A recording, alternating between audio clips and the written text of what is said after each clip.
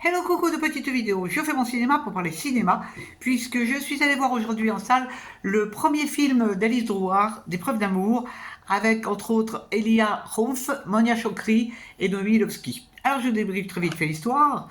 Deux jeunes femmes, Céline et Nadia, sont mariées.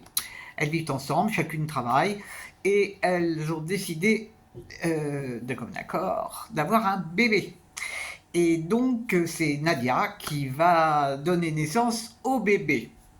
Donc, on va assister pendant le film à leur façon d'attendre cet enfant, aux réactions de la famille et de l'entourage, et puis leurs petits questionnements personnels. C'est surtout Céline qui se questionne, puisque ce n'est pas elle qui porte l'enfant. Elle a décidé évidemment, elles ont décidé qu'elle adopterait cet enfant pour qu'il soit reconnu, le sien. Et donc elle va entreprendre les démarches. Démarches qui ne sont pas faciles parce que, curieusement, en France, le mariage est accepté. Par contre, le fait d'avoir un enfant ne peut pas procéder à la GPA. Il faut le faire à l'étranger, ce qui n'est pas pratique du tout, vous le reconnaîtrez bien. Ça viendra, ça viendra. Donc, il y a des sacrés chamboulements dans leur vie, c'est normal. Déjà, Nadia, elle est pas toujours en forme, elle bosse, mais elle a un petit peu de mal. La grossesse n'est pas facile à tout moment. Donc, ça donne ça donne des points de discorde dans le couple. Enfin, pas de discorde, mais disons des petites tensions, pas faciles à accepter, quoi, que l'autre ne soit pas en pleine forme. Mais en général, ça va plutôt bien. Elles s'entendent bien et donc elles attendent avec impatience l'arrivée de l'enfant.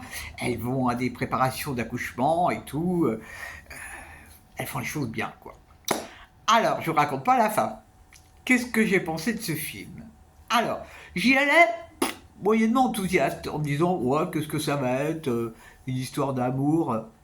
Et surprise, c'est vachement. J'ai beaucoup aimé.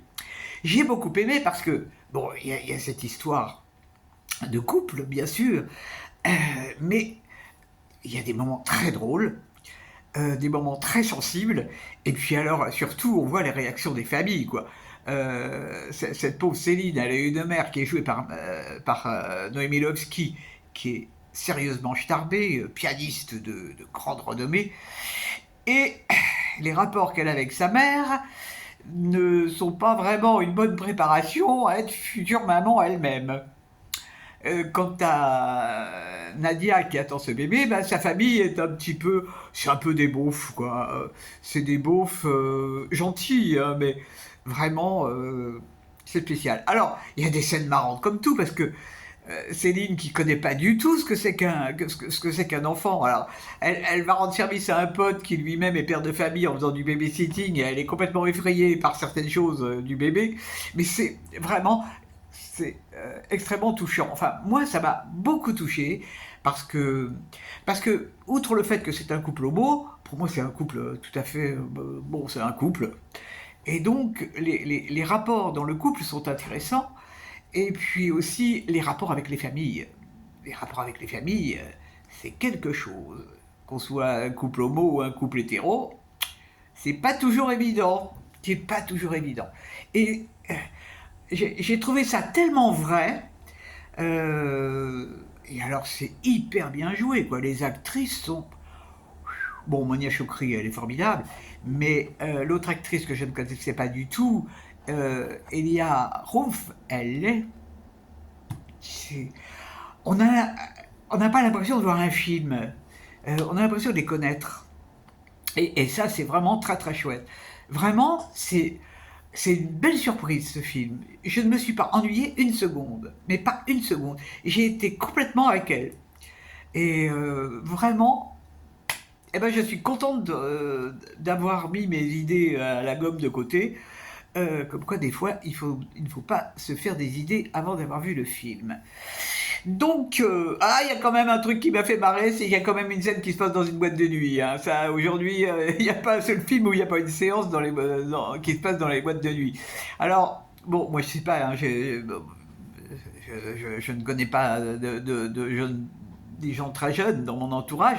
Bon, mais peut-être que les jeunes vont comme ça souvent dans les boîtes de nuit, hein, c'est fort possible. Je sais pas, je sais pas. Mais bon, en tous les cas, dans tous les films actuellement, il y a des scènes qui se passent dans les boîtes de nuit.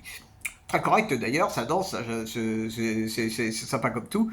Et donc, bon, vraiment.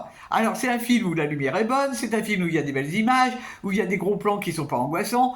Ah, qu'est-ce que c'était chouette, vraiment. C'est le genre de film qui met de bonne humeur. Voilà, voilou. Alors maintenant, la prochaine séance ciné, c'est pas pour tout de suite, hein, parce que donc, demain non, mercredi non, jeudi non, et vendredi non plus. C'est pas grave, on attendra le week-end pour voir des films, et puis peut-être que j'en trouverai sur arte.tv ou TV5 Monde ou autre plateforme. Bon, il y a MK2 Curiosity. Et j'ai vu qu'ils avaient repassé 120 battements que j'avais beaucoup aimé, et donc ça repasse sur France.tv. Je vais le revoir parce que l'acteur qui joue dans ce film-là, je l'ai revu récemment dans un film qui s'appelait les Lettres persanes, qui est vachement bien. Ça passe sur YouTube gratos. Je le recommande, Les Lettres persanes. C'est très très bon film, très intéressant. Voilà, voilou. Eh bien, je vous dis salut, salut, à la prochaine pour parler cinéma ou autre.